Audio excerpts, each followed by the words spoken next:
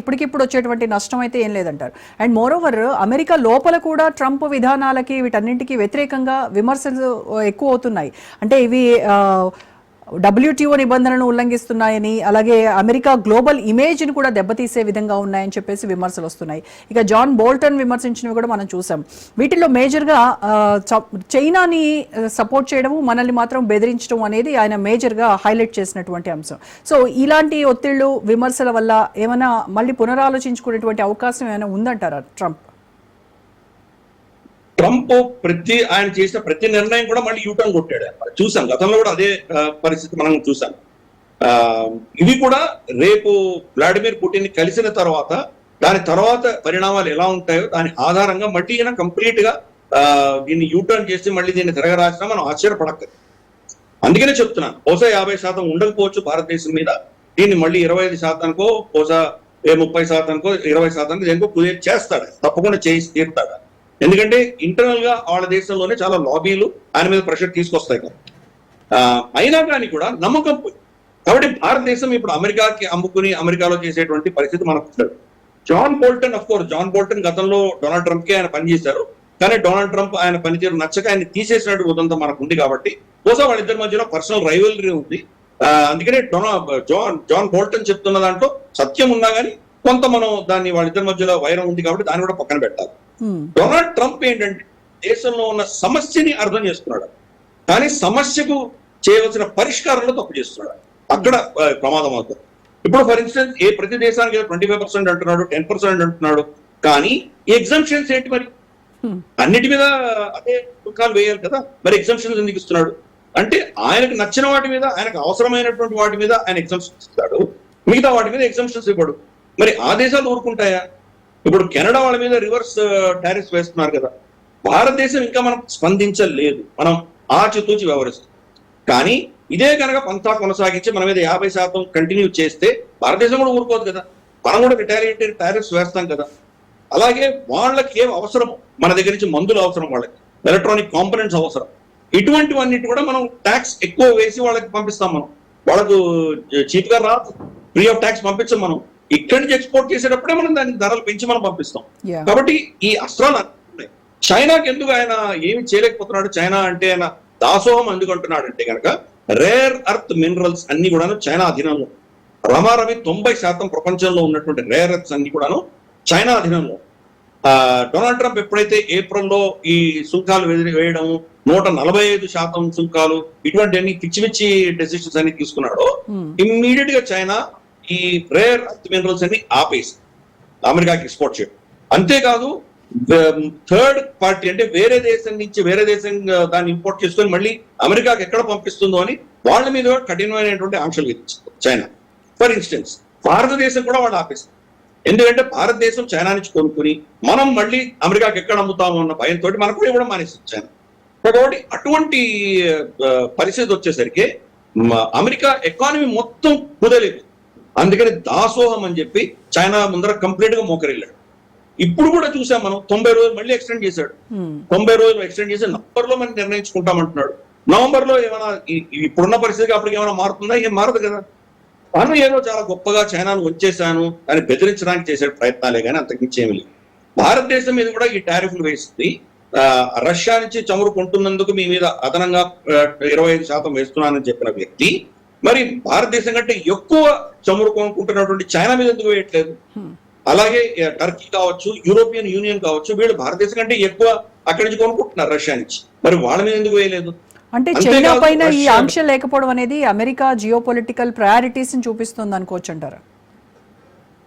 Geopolitical priorities కాదు, గతిలేనితనం, నిస్సహాయత. వాళ్ళు ఏమి చేయలేకపోతున్నారు చైనా. ఎందుకంటే చైనా ఈరోజు కన్నెర చేసిందంటే అమెరికన్ ఎకానమీ స్తంభింపు చేయగలదు చైనా. ఆ శక్తి వాళ్ళ దగ్గర ఉండదు. రేర్ అర్త్ మినరల్స్ లేకపోతే వీళ్ళ F-16s, B-20, B-52 బాంబర్స్, వీళ్ళ టెక్నాలజీ, శాటిలైట్స్ ఏవి పనిచేయవు. అన్నిటినీ ఏది తయారు చేయాలన్నా సెల్ ఫోన్ల దగ్గర నుంచి మీకు కంప్యూటర్ల దగ్గర నుంచి టెక్నాలజీ పరంగా ఈ రోజు ఏం కావాలన్నా రేర్ అర్త్ మినరల్స్ కావాలి. 90% చైనా నుంచి వస్తుంది. అది కనుక ఆపేస్తే మొత్తం అమెరికన్ ఎకానమీ అంతా కూడాను కంప్లీట్ షట్ డౌన్ అయిపోయేటువంటి ప్రమాదం ఉంది. అందుకనే ముందర బెదిరించిన తర్వాత ఏం చేయలేనటువంటి పరిస్థితి.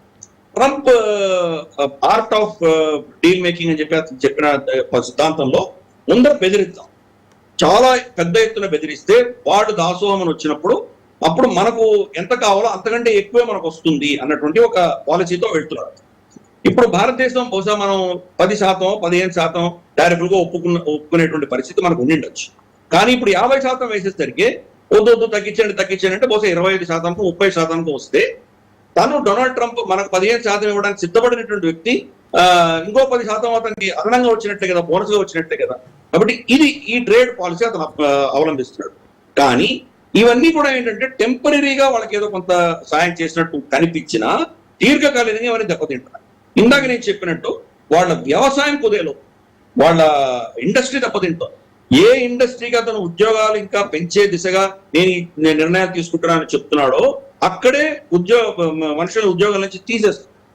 ఆటో ఇండస్ట్రీ, మనకు చైనా ఆటో ఇండస్ట్రీని తట్టుకోలేక ఇన్ని సుంకాలు వేసి చైనా మీద అందరి మీద టారిఫ్లు వేసి భారతదేశం మీద టారిఫ్లు వేసిన తర్వాత వాళ్ళ ఆటో ఇండస్ట్రీ ఏదైతే ఉందో వాటికి కావాల్సిన కాంపనెంట్స్ ని ఆగిపోయేసరికి ప్రొడక్షన్ అక్కడ తగ్గిపోయింది. వాళ్ళ ధరలు పెరుగుతున్నాయి, ఎందుకంటే ఈ అదనపు టారిఫ్లతోటి వాళ్ళు కొనుక్కోవాలి కాబట్టి.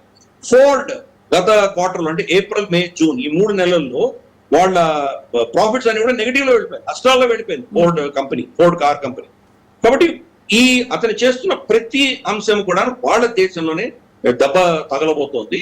భారతదేశానికి టెంపరీగా కొన్ని కంపెనీలు కావచ్చు, కొన్ని సెక్టర్స్ లో మనకు కొంత దెబ్బ తగిలేటువంటి ప్రమాదం లేకపోలేదు. కానీ తట్టుకునేటువంటి క్షమతా శక్తి మన దగ్గర ఉంది. ఎప్పుడో మనం న్యూక్లియర్ టెస్టింగ్ చేసినప్పుడు వాజ్పేయి గారి సమయంలోనే చాలా చిన్నది, మన 12-15వ స్థానంలో ఉన్నటువంటి ఎకానమీ మనం అప్పుడే తట్టుకున్నాం. మన మీద వేసిన ఆంక్షలు. ఇప్పుడు ప్రపంచంలో 4వ పెద్ద ఎకానమీ మనం. అటువంటిది మనం దీన్ని ఈజీగా తట్టుకోగలం. ఇన్ఫాక్ట్ బ్యాంక్ ఆఫ్ అమెరికా ఇచ్చినటువంటి ఒక రిపోర్ట్ ఏం చెప్పారంటే $41 ట్రిలియన్ అమెరికా నుంచి క్యాపిటల్ విదేశాలకు వెళ్ళిపోతుంది అని వాళ్ళు వార్నింగ్ ఇచ్చారు. వాళ్ళ అమెరికన్ జీడిపి $30 ట్రిలియన్, వాళ్ళ అప్పులు $37 ట్రిలియన్. కాకపోతే వాళ్ళ దేశంలో ఉన్నటువంటి పెట్టుబడిదారులందరూ విదేశాల్లో వేరే వేరే దేశాల్లో పెట్టుబడులు పెట్టి అమెరికాలో ఉన్నటువంటి క్యాపిటల్ ని బయటకు తీసుకెళ్లిపోతారు. రమారమి $41 ట్రిలియన్ అమెరికా నుంచి వెళ్ళిపోయే ప్రమాదం ఉంది అని వాళ్ళందరూ చెప్తారు. కాబట్టి డొనాల్డ్ ట్రంప్ చేసినంతా కూడాను ఆయనకే బెడిసి కొడుతోంది, తిప్పి ఆయనకి దెబ్బ తగులుతోంది. అది జాన్ బోల్టన్ లాంటి వాళ్ళకి చాలా మంది చెప్తున్నారు ఆయనకి. మనకు జెఫ్రీ సాక్స్ అని చెప్పేసి ఒక ఎకానమిస్ట్, ఆయన చెప్తున్నారు. ఆయన నోబెల్ ప్రైజ్ విన్నారు. తర్వాత ఆయన యునైటెడ్ నేషన్స్ కానీ ఈవెన్ గోర్బచేవ్ లాంటి వాళ్లకు, తర్వాత మనకు ఇటువంటి వాళ్ళకి చాలా మందికి ఆయన అడ్వైజర్ గా ఉన్నాడు. చాలా పేరు మోసినటువంటి ఎకానమిస్ట్. ఇటువంటి వాళ్ళు చాలా మంది చెప్తున్నారు. ఈ రోజు డొనాల్డ్ ట్రంప్ చేస్తున్నది తాత్కాలికంగా వాళ్ళకి కొంత రెవెన్యూ వచ్చినా కానీ కూడా తట్టుకోలేదు అమెరికా అని చెప్తున్నారు. రీసెంట్ గా మనం తెలుసు, ఒక నెలన్నర క్రితం బిగ్ బ్యూటిఫుల్ బిల్ అని ఒకటి ఇంట్రడ్యూస్ చేసి వాళ్ళు పాస్ చేయించుకున్నారు వాళ్ళ కాంగ్రెస్.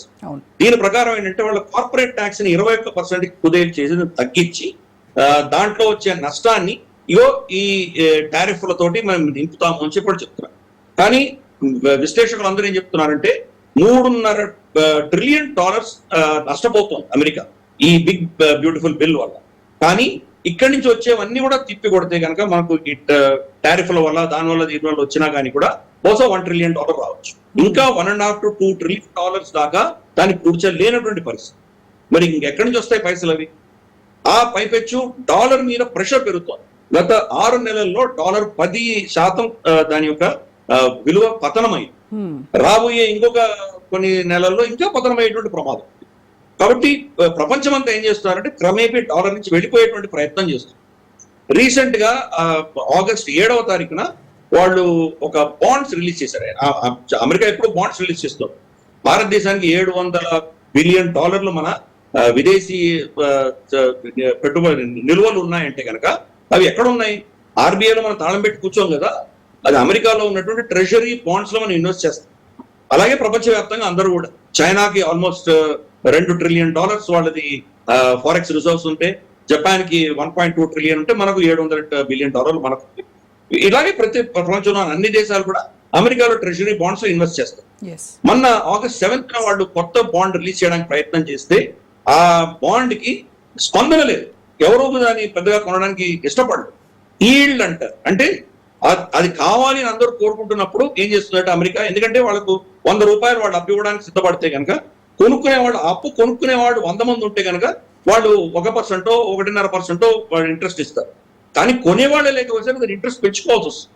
ఈ రోజు అమెరికాలో రమారమి 4.8% ఈ బాండ్స్ కి ఇంట్రెస్ట్ పే చేయాల్సిన పరిస్థితి అమెరికాకు వస్తుంది. అమెరికాకి 4 చాలా చాలా ఎక్కువ. 1%, 1.5% ఎక్కువ వాళ్ళు పే చేయరు వాళ్ళ గవర్నమెంట్ బాండ్స్. అటువంటిది అంత ఇంట్రెస్ట్ ఇస్తే కానీ అమెరికన్ బాండ్స్ కొనడానికి ఎవరు సిద్ధంగా లేదు. పైపెచ్చు వాళ్ళ జీతాలు ఇవ్వడానికి, వాళ్ళ టెంపరీగా కొన్ని వారాలు 4-5 వారాలు వాళ్ళ ఖర్చు పెట్టుకోవడానికి short term $100 billion treasury bonds ఇచ్చుకుంటారు. అంటే అప్పులతోటి ఆ దేశాన్ని, ఆ ప్రభుత్వాన్ని నడిపించే దుస్థితికి ఈరోజు అమెరికా పడిపోయింది. అటువంటి పరిస్థితుల్లో ఈ ట్రేడ్ వార్ చేయడం వల్ల అమెరికానే నష్టపోతుంది. మనకు టెంపరీగా కొన్ని నెలలు మనకు ఇబ్బందికరమైన పరిస్థితి వచ్చినా తట్టుకునే క్షమత మన దగ్గర ఉంది. ఎందుకంటే మనము బ్లూంబర్గ్ ఇటువంటి వాళ్ళందరూ చెప్పినటువంటి పరిస్థితి ఏంటి, ఈవెన్ ఇందాక నువ్వు కోట్ చేసినటువంటి జాన్ బోల్టన్ చెప్పింది కూడా ఏంటంటే, మనము విదేశీ వ్యాపారాన్ని మీద ఆధారపడినటువంటి ఎకానమీ మనది కాదు. మన దేశంలో మనం ఎంత ప్రొడ్యూస్ చేస్తామో మన దేశంలోనే మనం కన్జ్యూమ్ చేస్తాం. ఏ అంశం తీసుకున్నా, గోధుమలు, బియ్యము, పండ్లు, మనకు పప్పు ధాన్యాలు ఏవి తీసుకున్నా కానీ కూడా ప్రపంచంలో మాక్సిమం ప్రొడక్షన్ 1, 2, 3, 4, 5 5 స్థానాల్లో మనం తప్పకుండా ఉంటాం. చాలా వాటిలో మొదటి స్థానం, కొన్ని దాంట్లో 2వ స్థానంలో ఉంటాం. 1 మనం 2, 3, 4 స్థానాల్లో ఉంటుండొచ్చు. కానీ ఇంత ప్రొడక్షన్ ఉన్నా ప్రపంచంలో మనం అమ్మట్లేదు. ఎందుకు? మనం పండించుకుంటుందంతా మనమే కన్జ్యూమ్ చేస్తాం. ఇక్కడే మనకు సరిపోతుంది. కాబట్టి ఇంకొకరి మీద మనం ఆధారపడలేము, పడిలేము. అలాగే మనం మన దగ్గర ఉన్నటువంటి ప్రొడక్షన్ ఇంకెవరికి అమ్మడం కూడా లేదు. కానీ చైనా లాంటి దేశం వాళ్ళు ప్రొడ్యూస్ చేసేది అమెరికాకో ఎవరికో అమ్మితే కానీ వాళ్ళ ఎకానమీ నడవదు. కాబట్టి మన దేశం మీద ఇంపాక్ట్ చాలా చాలా తక్కువగా ఉంటుంది. ఉండదు అని ఎవరు చెప్పలేరు, అది మూర్ఖత్వం. అది ఉంటుంది, కొన్ని సెక్టర్స్ లో ఉంటుంది. డైమండ్స్ ఫర్ ఇన్స్టెన్స్ ఇప్పుడు విపరీతంగా దాని ధర అమెరికాలో పెరగబోతోంది. ఎందుకంటే 90% డైమండ్ ప్రాసెసింగ్ గుజరాత్ లో, సూరత్ లో జరుగుతుంది. ప్రపంచంలో ఉన్నటువంటి 90% డైమండ్స్. ఇప్పుడు సీజన్ రాబోతోంది, క్రిస్మస్ రాబోతోంది. అక్కడంతా ఎస్పెషల్లీ వెడ్డింగ్ రింగ్స్ ఇవన్నీ కూడా క్రిస్మస్ సీజన్ లో బాగా కొంటారు. కాబట్టి గణనీయంగా ధరలు పెరగబోతున్నాయి. కాబట్టి అక్కడ కొనేటువంటి వాళ్ళ సంఖ్య తగ్గొచ్చు, ప్రత్యామ్నాయాలకు వెళ్ళేటువంటి అవకాశాలు ఉన్నాయి. అలాగే బంగారు ధర కూడా బాగా పెరిగింది. కాబట్టి అమెరికాలోనే కొంత విధమైనటువంటి సంపన్నులకు దెబ్బ తగులుతుంది, పామరులకు దెబ్బ తగలబోతుంది. ఈయన చేసినటువంటి ఈ చర్యల వల్ల అమెరికా బాగా గణనీయంగా నష్టపోతుంది. అన్నిటికంటే కీలకమైన 2 విషయాలు ఇందాక చెప్పింది. ఒకటి, వాళ్ళ డాలర్ ని క్రమేపీ దాని యొక్క ఇన్ఫ్లుయెన్స్ తగ్గబోతోంది. 2, అమెరికా మీద నమ్మకం కోల్పోతుంది ప్రపంచంతో. కాబట్టి ఆ నమ్మకం ఆధారంగానే ఇంతవరకు అమెరికా మీద ఇన్వెస్ట్ చేశారు. ప్రత్యామ్నాయాలు చూసుకుంటారు. మోదీ గారు 2014లో మనకి రమారమి 70-75% మన ఫారెక్స్ రిజర్వ్స్, అప్పుడు ఉన్నటువంటి ఫారెక్స్ రిజర్వ్స్ అమెరికన్ బాండ్స్ లో, డాలర్స్ లో ఉండేవి మనకి. ఇప్పుడు గత 11 సంవత్సరాలుగా మోదీ గారు దాన్ని క్రమేపీ తగ్గించుకుంటూ 50-55%లోనే ఉన్నాము. మిగతావన్నీ మనం బంగారు పెంచుకుంటున్నాం. ప్రతి నెల మనం 2-3 టన్నులు కొంటూనే పోతున్నాం. మోదీ గారు వచ్చినప్పుడు 400 పైచిలకు బంగారం మన దగ్గర ఉంటే ఇప్పుడు రమారమి 880 టన్నులు మన దేశంలో ఉంది. అంతేకాదు మనకు బ్యాంక్ ఆఫ్ ఇంగ్లాండ్ ఇతరత్ర అక్కడ గిరివి పెట్టుకున్నటువంటి, అక్కడ మనం సెక్యూరిటీ పెట్టుకొని గిరివి కాకపోయినా కానీ అట్లీస్ట్ లాకర్ లో పెట్టుకున్నటువంటి బంగారం కూడా వెనక్కి తీసుకొస్తుంది. రమారమి 200 టన్నులు మనం వెనక్కి తీసుకొచ్చాం. ఇప్పటికే కొంత ఉన్నది అక్కడ, కానీ క్రమేపీ మన బంగారు పోర్ట్ఫోలియోని పెంచుకుంటున్నాం. కాబట్టి రేపటి రోజు డాలర్ పతనమైన తర్వాత ప్రపంచంలో ప్రత్యామ్నాయాలు అంటూ రావడం మొదలు పెడితే దాంట్లో భారత రూపాయి విలువ, దీని యొక్క గౌరవం పటిష్టంగా ఉండే దిశగా గత 10-11 సంవత్సరాలుగా మోదీ ప్రభుత్వం చేసింది. ఈ రోజు దాని గుణం చూడబోతున్నాం. డాలర్ ఇటువంటి డొనాల్డ్ ట్రంప్ ఇటువంటి ప్రయత్నాలు చేస్తూ పోతే కనుక మనం ప్రత్యామ్నాయంగా ఈ దేశాల్లో మన కరెన్సీతో ట్రేడ్ చేసే ప్రయత్నం మనం మొదలు పెట్టబోతున్నాం. రూబుల్ కావచ్చు, రూపీ యువాన్ కావచ్చు, యువాన్ రూబుల్ కావచ్చు, ఇటువంటివి జరుగుతున్నాయి. మన ఆర్బీఐ 3 రోజుల క్రితం క్వాయిట్ గా ఒక ఆర్డర్ రిలీజ్ చేసి దాని ప్రకారం స్పెషల్ రూపీ వోస్ట్రో అకౌంట్ అంటారు. వోస్ట్రో అకౌంట్ అంటే ఏదో ఒక బ్యాంక్ లో, స్టేట్ బ్యాంక్ ఆఫ్ ఇండియా అనుకుందాం, దాంట్లో ఒక రూపాయి అకౌంట్ ఒకటి మెయింటైన్ చేస్తారు వాళ్ళు. ఇంపోర్టర్స్, ఎక్స్పోర్టర్స్ డాలర్ తో కాకుండా రూపాయలతో ట్రేడ్ చేయగలిగినటువంటి వెసులుబాటు కలిగించే అకౌంట్. గతంలో అటువంటి అకౌంట్ ఓపెన్ చేయాలంటే కనుక ఆర్బీఐ పర్మిషన్ అవసరం ఉండేది. పర్మిషన్ తీసుకొని 156 అకౌంట్స్ మన దేశంలో ఆల్రెడీ వచ్చినాయి. గత 2 ఏళ్లలో 30 దేశాలు ఇటువంటి అకౌంట్స్ పెట్టుకున్నాయి. కానీ ఇప్పుడు బ్యాంకులకు వదిలేసింది ఆర్బీఐ. దగ్గర పర్మిషన్ అక్కర్లేదు. రాబోయే కొన్ని నెలల్లో మనం చూడబోతున్నాము, గణనీయంగా పెరగబోతుంది. ప్రపంచవ్యాప్తంగా రూపాయితోటి ట్రేడ్ చేసేటువంటి వెసులుబాటు ఆర్బీఐ కలిగిస్తాం. ఎస్ క్రమేపీ డాలర్ నుంచి దూరం వెళ్ళే ప్రయత్నం మనం కూడా చేస్తాం. కాబట్టి టెంపరీగా మనకు కొన్ని దెబ్బలు తగిలినా దీర్ఘకాలీనంగా భారతదేశం దీన్ని తట్టుకొని అమెరికా యొక్క ఈ పిచ్చి పనులకన్నిటి కూడాను మనం ధీటైన సమాధానం ఇవ్వగలిగిన క్షమత మనలో తప్పకుండా ఉంది. Right sir, thank you so much Giridhar గారు. ఇది వాళ్ళ special debate. Stay tune to Raj news.